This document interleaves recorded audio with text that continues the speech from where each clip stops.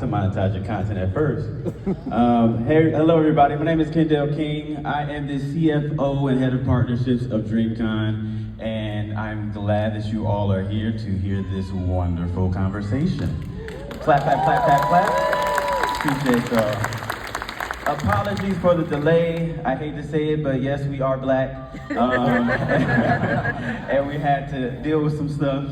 But actually, we might get a nice little treat because somebody might stop by that I wasn't expecting. But I'm glad if he's able to do that, that'll be great. But until that happens, we're gonna keep rolling and keep moving because we're gonna have this conversation. And I'm not gonna have this conversation alone. I brought a lot of my friends with me who are also in this space and in this business.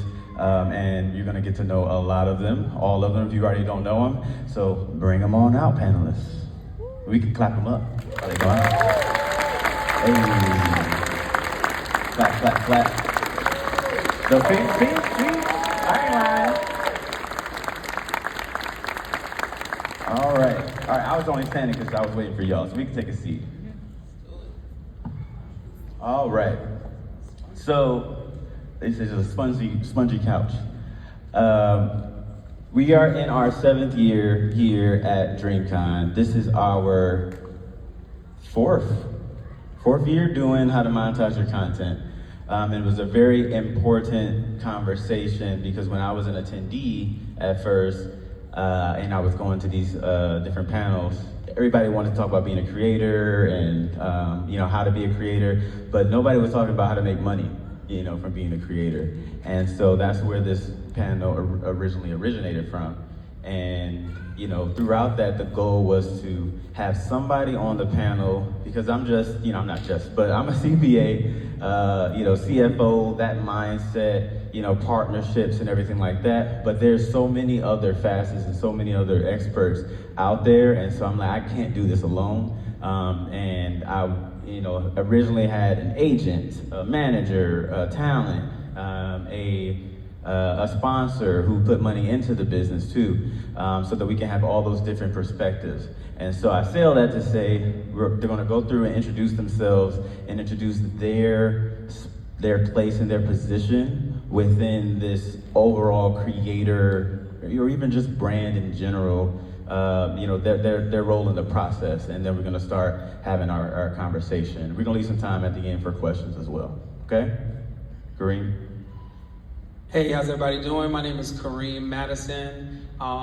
It's great to see y'all. Thank y'all so much for coming to this talk.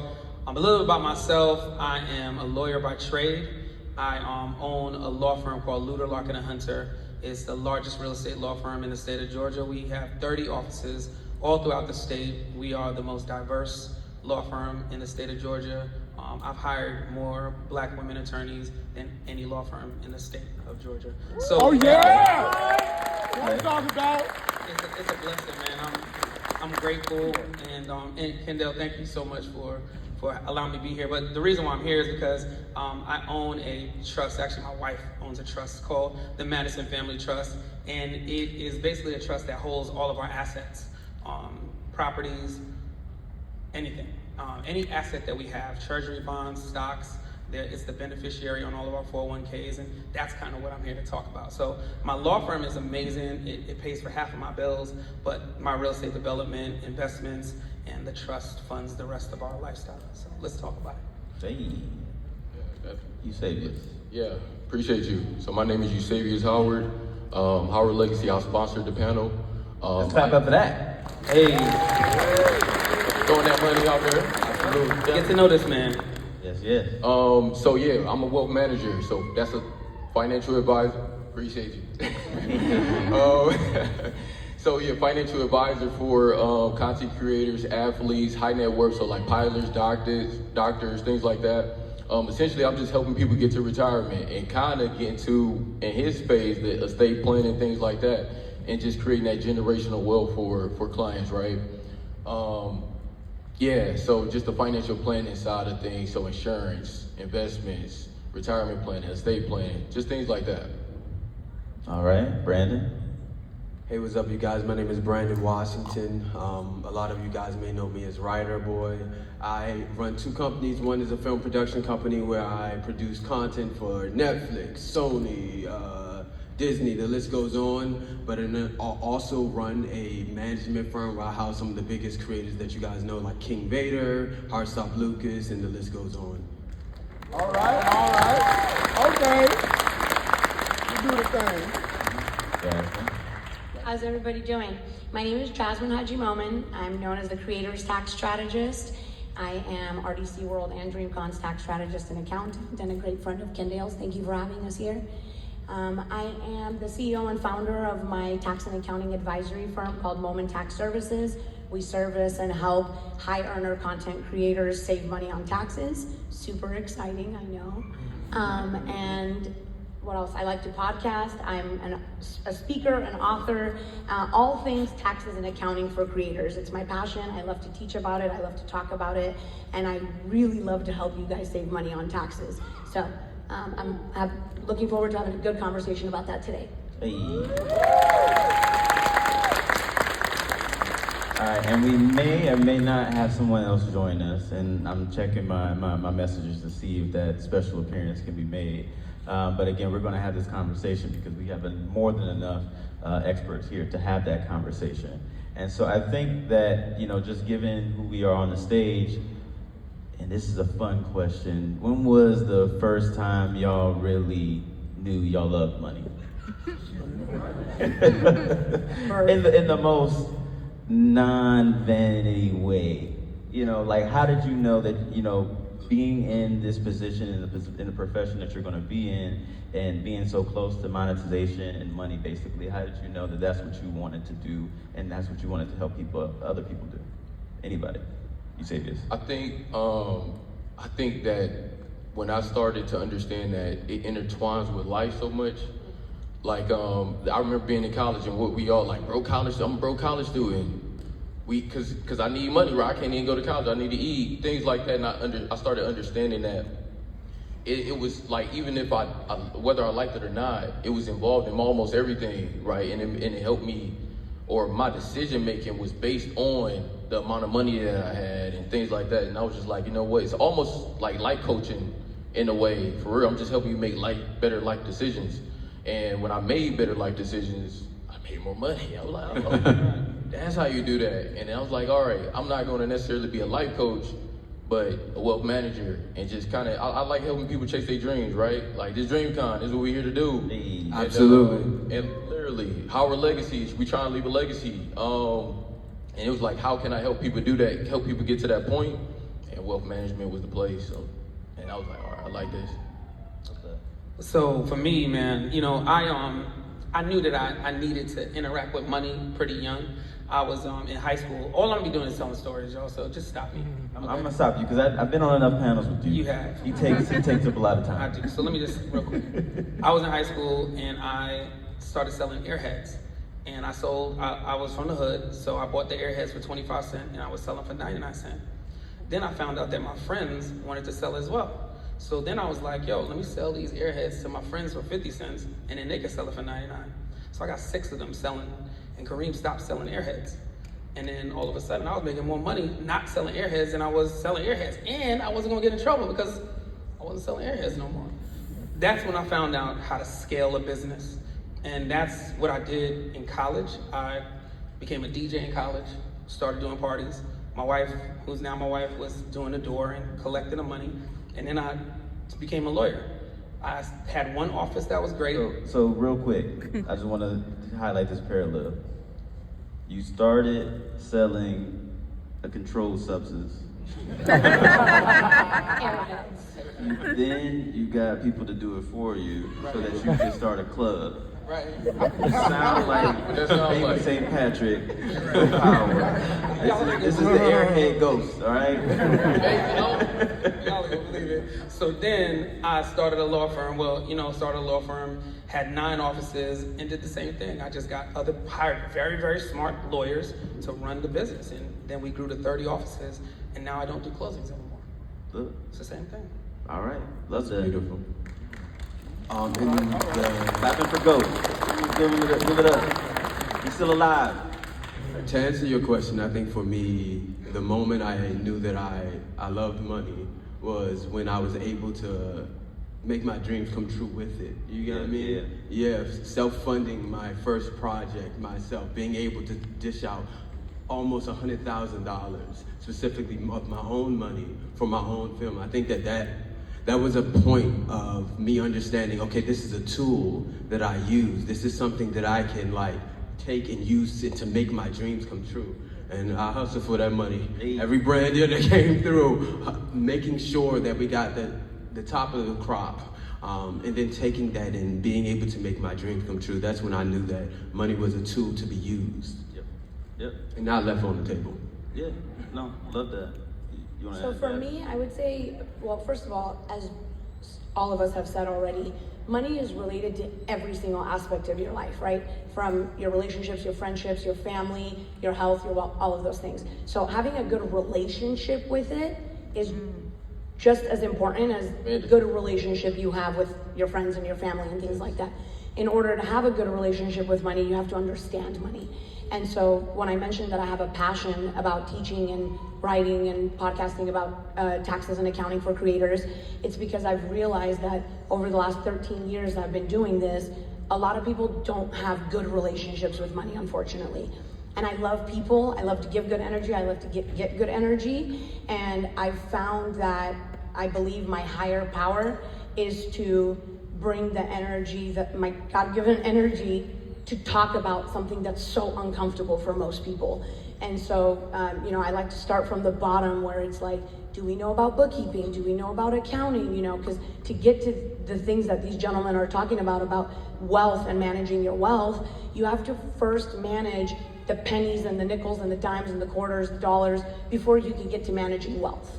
So it's really important to just understand it, understand money, have a good relationship with it, and from there, you're able to manage smaller amounts that will teach you and give you the experience you need to have when you are going to have bigger amounts. Because time and time again, I know I see it and I know all of you see it, when you don't have a good relationship with money and you don't know how to manage it right, when you have a small amount of it, you're gonna do the same thing when you have a bigger amount of it. Yep. Right? So it's just really important to have a good relationship with money.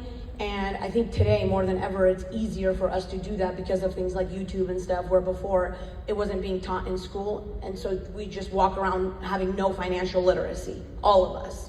So anyway, I'd say all that to say, in order to get to managing your wealth and making sure that we're doing things like trusts and estate planning, it's important to make sure you have a good relationship with money, you understand it, the making it, the spending it, the saving it, all of that is just as important as making it in the first place. Yes. So she's speaking to, sorry, Did you like? but they got me. So she's speaking to behavioral finance, right? Yes, sir. Behavioral finance. So it's so crazy. Think about that. We struggle with a relationship with something that we literally trading our time for. Imagine like just YouTube AdSense and Twitch payouts and stuff like that. Yeah, so one of the biggest things for me is when I looked around, I saw other creators that had a lot of money in finances or other businesses. It's not just one thing that they do, it's multiple things that they do. And so with creators, I think that as a business, looking at yourself as a business, because that's what you are a business, that you need to be multifaceted in multiple things that we do. So not just like Kendall said, the sources of income when it comes down to YouTube, when it comes down to Twitch, when it comes down to even Facebook, even though it's little. But no shade, Facebook. We like you. We love you, Meta. Show up. Show up. Where you at? Absolutely. But it's also about, so there's multiple things that I've done with my creators. One is about creating them like clothing brands and everything, like apparel. We definitely created a line there of a source of income, especially when you have supporters that genuinely support who you are, what you're doing, and the content that you create. Also, the biggest thing of it all is brand deals. That is the biggest source of income. Those can be six-figure deals for simply a TikTok, a 60-second TikTok, or it can be 10,000, 15,000. But those are the biggest the biggest sources of incomes come from brands seeing the outreach that you have and wanting that as well. So that's one of the biggest things that I definitely focus on, outreaching. And even if the brands aren't reaching out to you, you reach out to them. If you see a campaign rolling, you're reaching out. I consistently do that. And even with my blank emails, I'll say, hey, I met you at such and such. Didn't meet them, never. But I consistently did that, especially coming up to put my foot in the door. But yeah. Yeah, and so, you know, we mentioned merch, you mentioned brand partnerships, and that being a big piece outside of, obviously, the YouTube AdSense. I think a lot of time when I'm speaking with creators, because again, working with DreamCon and working with RDC or working with other creators that, I interact with, it's always about followers. It's always about subscribers. I need to have 15 million subscribers in order to make that type of money that you're talking about. I'm struggling. How do I get there? How do I do this? And the stark reality is that I've known, again, I'm not going to disclose them because it ain't my business, but I do know of a creator, a TikTok creator, huge, 15 million subscribers like on TikTok at that time, and about to get put out their house. Because they didn't know how to properly monetize what they had. They just have all these people who are, checking in with them, talking with them, looking for them, obsessed with them, and obsessed with the lifestyle that they think that person is living. And unfortunately, that person is, kind of come into, people like us to help them, really make that happen. So I bring that up to say that it's not about 15 million followers. I've seen some people with, as they call micro-influencers, smaller creators who are in the tens of thousands, who are making, a living, from this. And you want to say something? Yeah, because one of, I don't know if you guys know Irving Lambert. Irving Lambert is an amazing creator as well. And he doesn't have million followers, but full transparency, he's walking into the same rooms I'm walking into and getting close to the same deals I'm getting as well. And so it's fascinating to watch, and micro-influencer is a thing, and people are looking for that as well. So I just wanted to add that to your point, that it is more than possible. It's not just possible, they're doing happening. Yeah, they're doing They might even be looking for it more, based on what I see, than bigger creators with higher numbers, because I know you said we're gonna talk about relationships later. You said the word community a couple of times.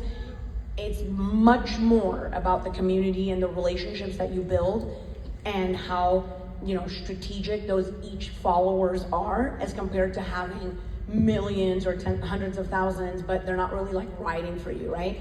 I don't know how many people we have in this room, Kendall. I imagine a few hundred. It looks like maybe 600. Yeah, because 600. This room is, oh no, I lied. It's like 500 maybe. Because this room is about 1,100. It looks like halfway full. Yeah. And so, y'all came here, but yeah, they showed up. Little me. If you think about, what a room with 500 people looks like, and you kind of conceptualize that as if it was 500 followers, when you're looking at it as the number of 500, you're like, oh damn, I only have 500. But it's like, we are so happy for all of you guys wanting to hear this conversation and be here for it. So I feel like it is a thing that brands and sponsorships might be looking for more micro-influencers than bigger ones, because the micro-influencers typically have a much closer knit community. They show up and, they support. So it's, as Kendall was saying, it's not just about the numbers. It's really about the community and the relationships that you have in those numbers. Yeah, and so they can, with creator, they can now spread it out and get their budget. Yes, their absolutely. Budget. And be able to get multiple content versus just one piece of content. And that allows them to test different audiences now. So it is, in my opinion, almost more appealing. Because it's again, I think at the end of the day, we see them high numbers and we think, oh, I need 15 million. But when you really break it down and look at the analytics, they really care about engagement. Right? I can put this in front of 15 million people, but if it's not going to make them do what I want them to do, it doesn't matter. I'm not going to pay for it. You need efficiency. Yeah, efficiency is what you're looking for. You need to be able to have a crafting a story for them, and again, building that relationship for them to be able to want to convert. And so going to relationships, again, we understand that brand partnerships is a huge piece. Relationships is, relationship is king. That's the best type of currency. It is, the things that, honestly, we were just literally just talking about it right outside. Like I hit up, Writer Boy, because I was supposed to tell him about this panel a while ago and didn't give him the details. But I hit him up and I was like, actually, hey, can you actually come here right now? What you doing? And he was like, yeah, I got you. And again, this is Writer Boy. Anybody can hit him up and he just go into a room, Absolutely. And so I think that in all of these people on this panel, I have a genuine relationship with them, and more times than not, a business relationship with them as well, because again, that is the key to it all. And with that being said, Kareem, since you got perked up, can you tell me that importance for you and how relationships really work in your business, and then how we can look at that in the content creation business? Absolutely. So relationships are everything for me. I wouldn't be here without That part. relationship. My superpower is that when people meet me, they like me. And then when they like me, I start going down the rabbit hole of Kareem Madison, right? And then I start telling them all the stuff that I do. And then I sit down like my buddy Titus, he's in the front row right here. Titus met me, and he was like, well, what exactly do you do? Because he looked at my social media, and hey, everybody add me on social media. It's Kareem Madison, Madison with 2 D's. Shameless plug. What's good? I am the plug. He We playing understand. that. He was like, Titus, sit in the front row, okay? Right. It's Titus, by the way. He's the owner of UEL, which is the Ultimate Endgamers League, and he's brilliant, a genius, and he ran that whole tournament yesterday, and is amazing. But the relationship. So we start talking about it, and that's my superpower. I meet people that like me, and then they want to work with me. And then I just do a good job. Like I do a decent job. And then I just keep on following up. And then all of a sudden they're like, oh, well, Kareem is the real estate guy. He is the developer guy. He's the this. And then they just connect me with other people. Then all of a sudden I'm in a room with Anthony Anderson and Cedric the Entertainer. And then we're talking, and they actually want to get to know who I am. And then they bring their friends around, and their friends want to get to know who I am. And then all of a sudden you create this currency. And that currency is what takes you to the next level. Kendall, remember I was telling you last year, I didn't have many followers, right? And then I came here, and it grew. And then it started to really, really grow. And it was really... Tell them the number. So I went from like 800 followers, and then right after DreamCon, I was, boom, up to like 10,000 followers. Mm-hmm. And then it just started to kind of grow. He ain't done yet. And then it grew to like 180,000 followers, man. He ain't done yet. Y'all, like black nerds, like I love y'all. Like y'all just killed it, right? And then, so now I got like 233,000 followers. Is this where we put in the shameless plug so we can achieve the same So, the crazy thing is, You like it when I grow up. he was telling me all this. I'm like, well, damn, I'm still at like 1,000. And I've been here for years. It's crazy. I know it's God. I know what it is. But at the end of the day, man, it's all relationship currency, period. Yep. Yeah, and I like me and Kendall work together on clients. I do tax planning, but I don't actually do the actual hard labor of taxes. I don't do that. Like, so I need a relationship with that. Same thing with estate planning. I refer them to a lawyer, so it will be him. Same thing with talent management. I don't manage talent. I just manage the money. So I would need, okay, he's working with a brand, that money's about to come in, where are we investing at? What are we doing that with? That's my question, right? So she's CPA, so same thing, I'm using these people to do my job. So relationships is literally everything for me in my realm, so. Yep, and just so, because again, we can all talk about this every time. I'm gonna get you a question, and I think that question is on the sense of, we talked about relationships, we talked about brand partnerships being a huge piece, and just the job that I do here at DreamCon is hugely based on relationships, right? I saw, I think the person, oh no, there, you took it off. You got the Sims headband. Hey, shout out to two Sims. Who else got Sims headbands in here? Just those two? All right, y'all meet me afterwards. I'm gonna give y'all something. I see a third one. Y'all, everybody with the Sims headband, y'all come to me. I got some prizes for y'all, some giveaways. But I point that out because that was a deal that had been made, and it was a deal that you know, we had, you know, worked on, you know, it kind of came in late, but we worked on it, you know, nurtured a relationship, made it happen. You know, there were some ups, there were some downs, but we were able to get it to where we needed to be and adjust. And, you know, that, number one, that's impact that we have because, you know, their brand is being shown and, you know, at least they're telling me, you know, now that they're happy. We'll see, you know, after the weekend's over. But, you know, that is literally the soul, not the soul thing, but a huge thing that I do is manage the relationships that DreamCon has with the people that put money into DreamCon. And that money then helps us create this great experience for everybody. So with that being said, wanting to transition, we're gonna have a place for questions.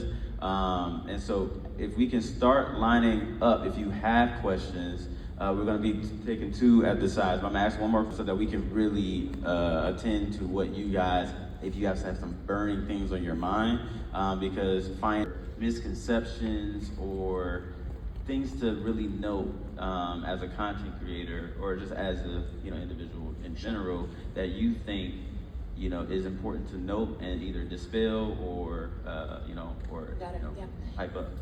Great question, actually, because one thing I definitely hear from a lot of people is, oh, I don't make enough to worry about that yet.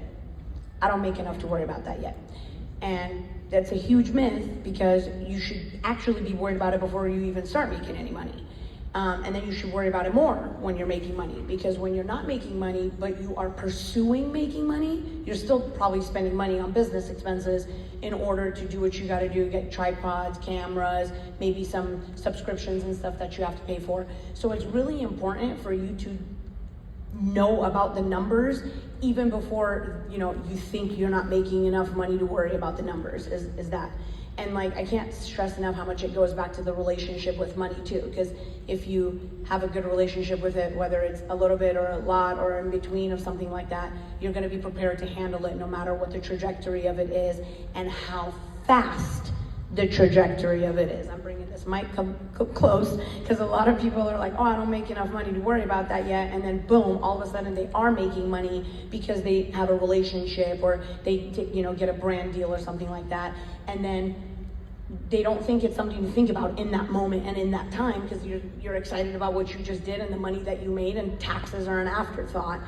And unfortunately, not unfortunately to the sentence I was gonna say, unfortunately, a lot of the creators that I work with are people that at the time that I onboard them, we typically have to go back and do a couple of years of bookkeeping and accounting, catch up and clean up, to then do a couple of years of tax preparation prior to do all the back work, retroactive work, before you could really be like, okay, now we're in real time, you're in compliance, and now we can worry about what you're supposed to be doing from today moving forward to do tax planning to make your situation better and whatnot. So the myth is that I don't make enough to worry about it, and unfortunately, by the time you are making enough to worry about it, it's too late.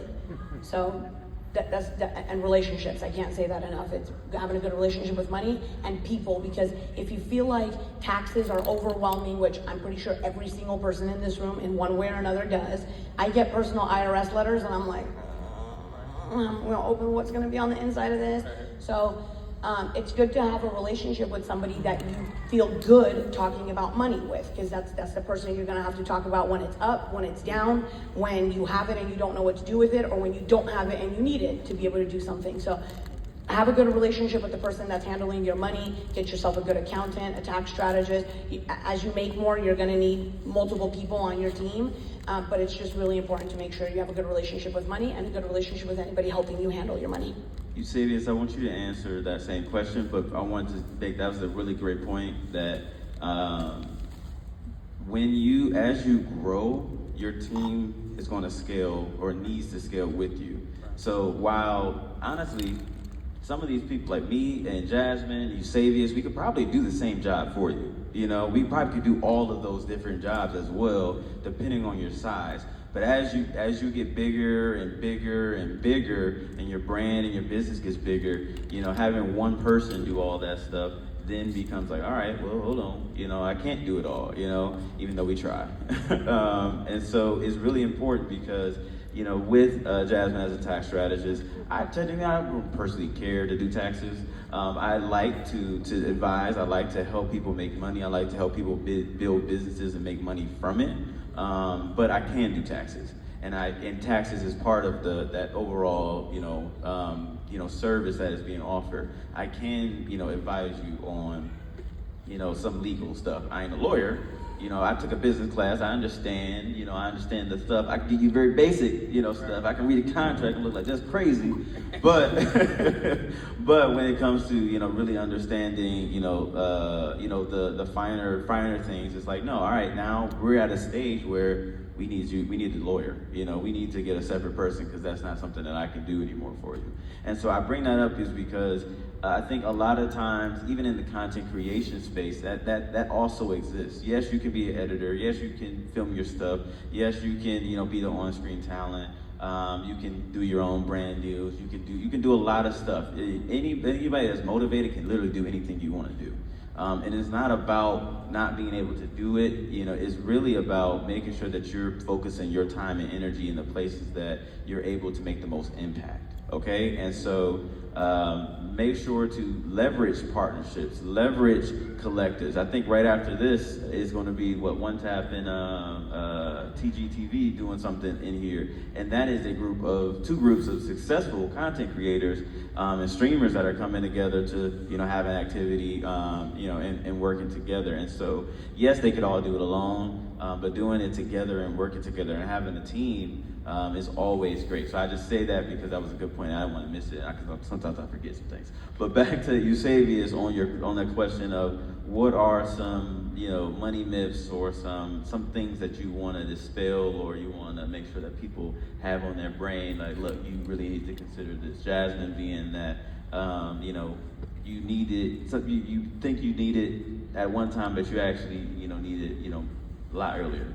Yeah, no, I think when it comes to investing, I think a lot of people think that they need, hey, I need like not $8 not enough, or I need $500. I need the number keep getting higher. And honestly, how you get to $1 million is by you saving over time. Just understanding like time is, if you're young, it's on your side. The closer you are to retirement, the more time becomes your enemy. So I think that really is just like the everyday person, them like wanting to achieve like financial freedom and things like that. It starts at the beginning, and I think what Jasmine was just saying essentially was like starting before you even get there. So like create those great habits early versus waiting. Oh, I'm here now. Let me start doing right.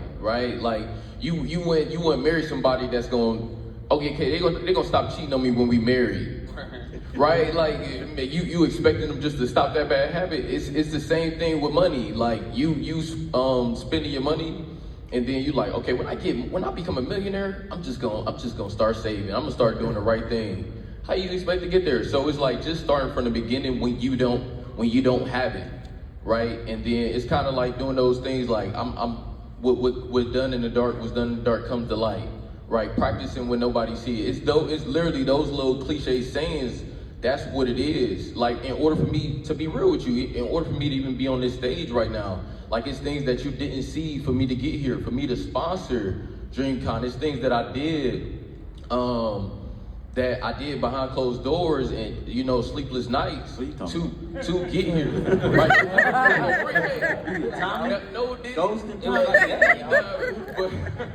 And look, we are not liable for anything this man did. I got you.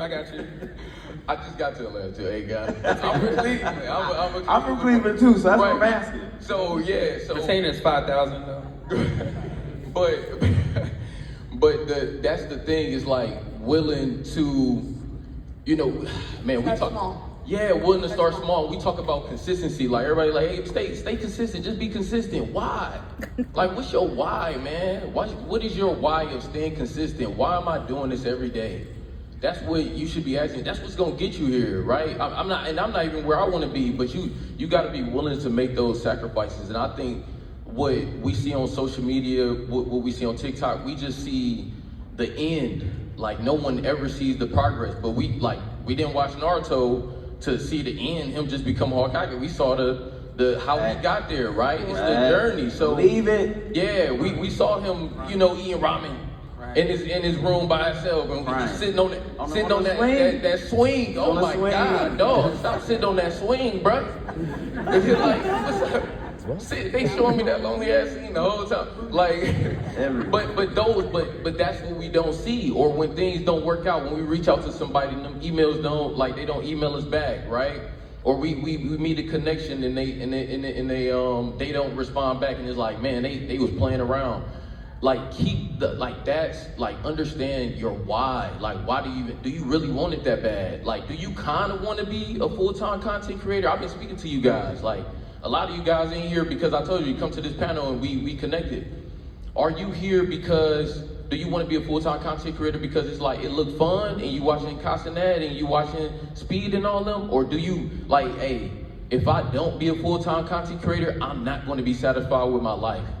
Like, you know, like, this is something I want to do. So like, I'm sure like I could have, you know, just have a 6-figure job versus and live comfortably and just live my life and be cool, right? But I wouldn't necessarily be satisfied with that. So everything that I did to build my business and get me here, I did it because like this is the way. And if I would just literally keep doing this over and over again, literally, like, if I fail, I'll just be failing. Like, that's just what it is, because that's the life that I want to live. And I just think you really fail that life if you're not chasing your dreams, literally, like, no pun intended. Like, so I think the biggest myth is like, just, you know, people just striving to be comfortable, like really strive to be here and have a purpose and living your purpose. And I'm not just saying that to be cliche. Like, I don't understand, like money is just a tool.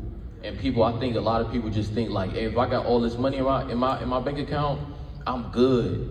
Like, do you feel fulfilled though? Honestly, yep. You know what I'm saying? Like, those are the things that I think are the biggest myths. It's like, once I make it and I'm making 100 mil, my life set. Like, nah, dog, you empty inside. Like, you don't even know yourself. You know what I'm saying? Like, those are the things. But I think they say the average person that.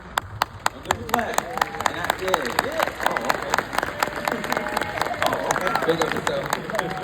I think they say the average, like 2 out of 3, don't quote me on the actual statistic, but something like 2 out of 3 people that win the lottery are in a worser position within 5 years, is it? Within like 3 to 5 years, they're in a worser position, maybe even sooner. They're in a worser position. Worser? English is my second language. Worser, sorry. It's even worse than that. It's even worse than that. English is my second language, y'all. Look, there you go. That's a valid. Worse. They are in a worse position. That just doesn't sound right. We'll talk about that later. They are in a worse position within a couple of years than they were in prior to even having won the lottery. Isn't that crazy? It's like you get it and you're like, oh, I'm set for life.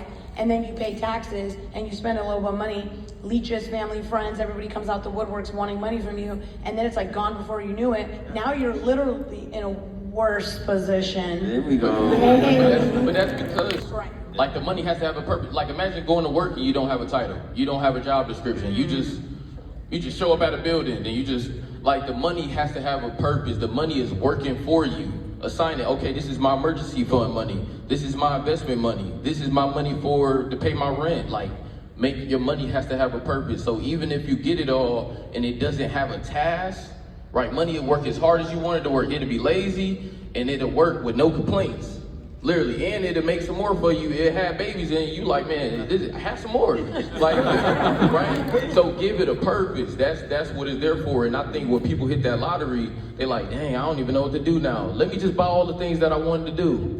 Yeah. And yeah, we there. They in that position. Yeah, I just wanted to add to that because full transparency, when me and Vader first got into this industry, as soon as we started making money, it was that thing that, like, we always had purpose. We knew what we wanted to do, who we wanted to be, but money came and changed a lot of things.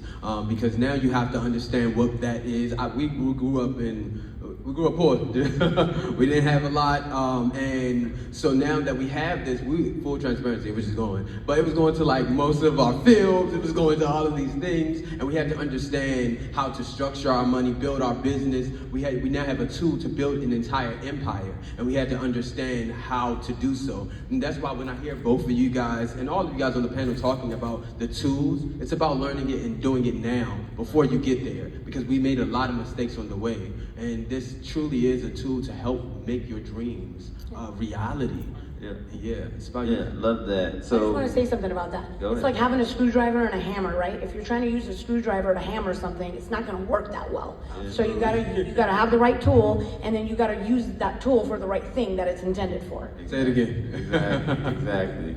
All right, so now let's take some questions from the crowd. I ain't really see no movement. They said we need 5 minutes, so Okay. let's say that clap. We gonna pile that up, and we gonna bring that back later. But let's ask the question, and because this.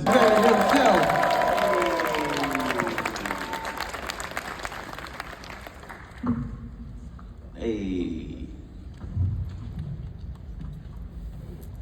You can ask the next question just for this time. Hello.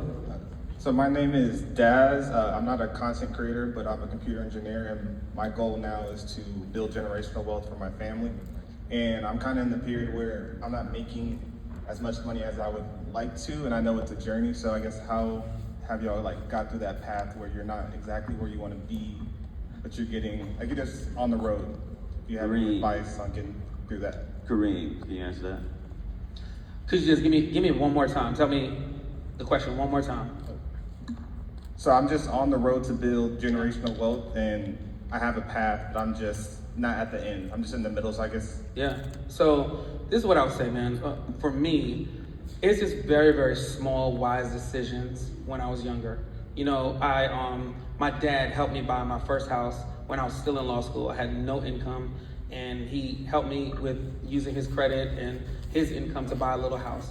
Then every year after that, I bought a little house. And my wife could tell you I was juggling, like straight up juggling everything. But then 20 years later, now we own about 25 properties all over the place. And it's just small, very wise decisions that you have to do. In whatever industry you're in, just do that. And talk to people that make sense. Talk to people that can be counsel for you. And just say, hey man, this is my idea, this is what I'm thinking about doing, and see how they can help. Same thing, relationship. Yep. And so just keep building and keep pushing. You're gonna get to where you need to, have a clear vision, and you can get there, man. And again, sorry, I just really wanna make sure we get that through as many as people as possible, but I know the speakers some of them will be available after if you wanna ask more pointed questions. So thank you, man. Right on. Go outside, we're gonna go outside. And budget. I thought he didn't need an introduction, but Vader, introduce yourself, man. Hi everyone, how y'all doing? It's your boy Vader, content creator, director, actor, writer, producer. I make some cool videos, you know what I'm saying? I am an OG when it comes to DreamCon. I was here from day one, like the very first DreamCon. So to be here on this stage, it's amazing. So thank you guys for having me here in general. So, Hey. Yeah, tap that up. What's your question? Hi, my name is Samuel Chifunda. I do have to preface a little bit. I am first generation American, so this is kind of to whomever can answer. How do you have that hard money talk with the people that you're kind of supporting, or if for yourself that you really want to do something for your country? So I'm from Congo, and right now we are going through something, and I really want to make sure that not only am I monetizing my stuff for myself, but I have a great division between not making myself broke to fix what's happening back home, if that makes sense. Yeah, Jasmine. Is that because I said English is my second language? So saying works. And that's okay, speak your works truth, for please. me, actually. That's the only reason, sorry. I got you. I think that's a really good question, because not only have we been talking about this whole time that having a money conversation is just a difficult conversation to begin with, having cultural associations added to that makes it much worse. Worse, sir. Much worse. I said it right this time. And so I think, truthfully, just being able to have a new relationship with money yourself that is a more comfortable one will then allow you to maybe expand that over to the family, talk to your parents about it better. Maybe you can use that knowledge to teach your younger siblings. I know for a fact that with working with high earner content creators, whether they're first generation or second generation, it doesn't matter, they all have this issue with speaking to their family members about money because, you know, they start to make more money, so friends and family want money. And then if there's cultural associations with that in certain cultures, you know, the men are supposed to take care of the ladies or whatever it might be. Now these cultural associations are getting added to a conversation that's already a difficult conversation. So I hate to sound like a broken record, but it really just starts with having a good relationship with money yourself, so that you can change that moving forward, whether you're first generation and especially if you're second generation. Because I know in America, lack of financial literacy in the education system is deliberate and it's intentional. It's created that way to keep everybody in that system of, you know, working and not necessarily pursuing something, right? We're clapping because we're of that trauma. All right, and so just have a good relationship with it and have the bomb. conversations you need to have. Yeah, and so that was great. Next question. Hi, my name is Nathaniel, and I'm here to advocate and ask a question for my friend. I'm helping him trying to monetize his podcast and content that he does. It's called Talk 5 Hustle on Instagram and TikTok. Already doing a lot right there. Love it. Yeah, so I'm trying to help him out with getting to the micro-influencing sphere, and I know you guys spoke a bit about that. I got him all the way up to getting a proposal to a brand, actually. And they read the proposal, but we didn't hear back. So I'm wondering, what can we do to get feedback when those kind of proposals and whatnot falls through? And would you be willing to meet one-on-one and maybe give me some feedback? 'Cause I really want to make sure I help him out. He lost his job with the whole political transition. So Brandon? Absolutely. I would definitely love to look at that proposal. Two, when you're sending out these emails, it's this thing called Mail Track. It's free. Download it, add it to your thing, so when people open up your email, you'll see if they opened it, you'll see if they read it, and then you can always do a follow-up. Again, if they don't answer the first time, follow up. Now, if they don't answer the second time, then let's go to a different brand. Maybe we'll try a third time and then go to a different brand. But yeah, most definitely, I'll be out in the front right after this is over for any questions. Thank you. That was a great question. Next. Yep, it's on. So my name is Noah. I'm from LA. I'm currently in school to be a personal trainer. So right now, the piece of advice I wanted was like, what piece of advice y'all received that helped improve your time management, if that makes sense? Because right now I work a day job and I'm trying to find more time to improve my content, because a lot of my like personal training videos is just like me giving basically like information on like how to properly do the exercises, and just having the time to be able to do that and my day job and get sleep and do all the other things I want to do. So what piece of advice y'all got for that? Yeah, I could talk about this all day. Yeah, number one, I haven't really slept here. Me neither. So yeah, just remember school, like we had like schedules and we had blocks. Literally, that's what you do. Okay. Easy solve. Just block out your time. And again, you got to ask yourself your why. Yep. Like, is that why strong? Because that's the only way you're gonna stay committed to it. Yes. So you gotta stay committed to, hey, I'm blocking out this time and nothing else can distract me outside of this. And also, is it worth the trade in, to clock in for your dreams or sleep? True. You see what I'm saying? Like, just ask yourself, is that worth it? If it's not, then you just find something that is. If it is, then we clocked in. See, simple. All right, so appreciate that. Yeah. Thank you. Everything you said equal lock-in. Yeah, dog. Hey, how y'all doing? I want to thank you for your time, for being here today. I appreciate y'all. I go by Daffy on YouTube. As someone that's been in the YouTube partnership program for about 1.5 years now, and I've built up that community. I see those same people, in my comments and everything like that. It's hard as of recently when it comes to like expenditures, like spending money on like thumbnails, and I have 2 editors as well. When it comes to like sponsorships and things like that, how do you maneuver through that? Because I recently thought I had a sponsorship opportunity, and they kind of give me the bad end of the deal. And so it's hard because I'm constantly checking my email, making sure that I'm not missing anything. There's something in my junk folder that's legit, and it's hard reaching out to brands too.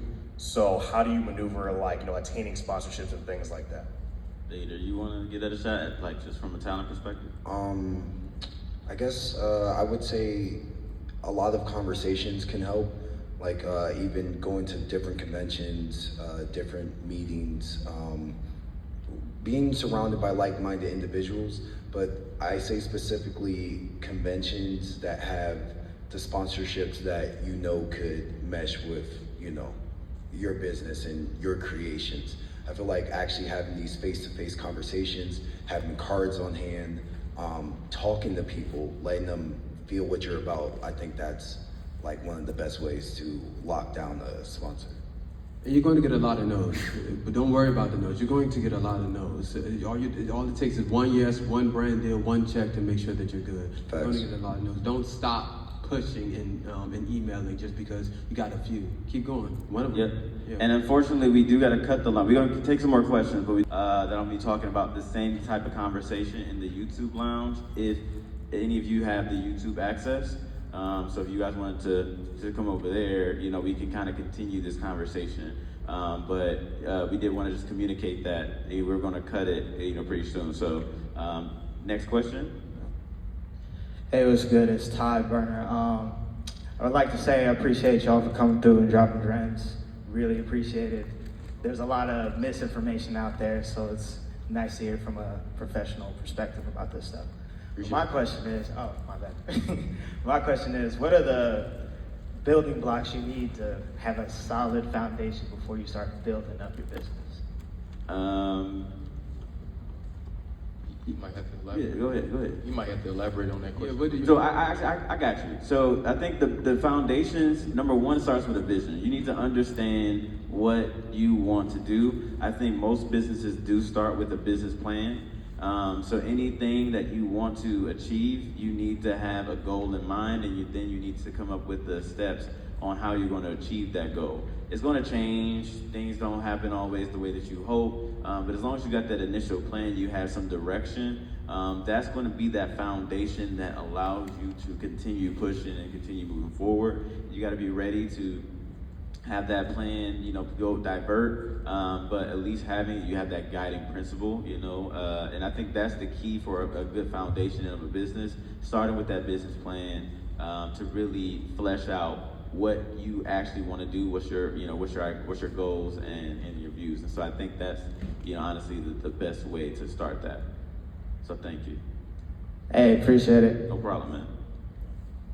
Hello, my name is Raven. I'm from Atlanta, Georgia, and I'm a business owner for a fashion brand called Ray Pinkney. And I actually brought 2 people here with me on scholarship to attend DreamCon. Hey. That's dope. Give her Hey, a talk to me. No. Talk to me after. Find me, and let's talk about that. Okay. My question is, getting sponsorships or getting the money to bring them all here was really challenging. So what is something that I can do, or anybody in this room could do, to get the attention of people like you guys that would like to spend money and sponsor for events like Who this? said we trying to spend money? We trying to make the money. You trying to bring it in. But to your point, so you just got our attention. Number one, you just literally, got a conversation because I like what you're doing. I like, anything that is bringing more attention, more access to people to experience DreamCon. So you already there. Just speaking up, closed mouths don't get fed. So let's talk. Find me afterwards, and Tiana, can we make sure we get her information so we talk to her? But yeah, we gonna get you, okay? Thank All right, you so thank much. you.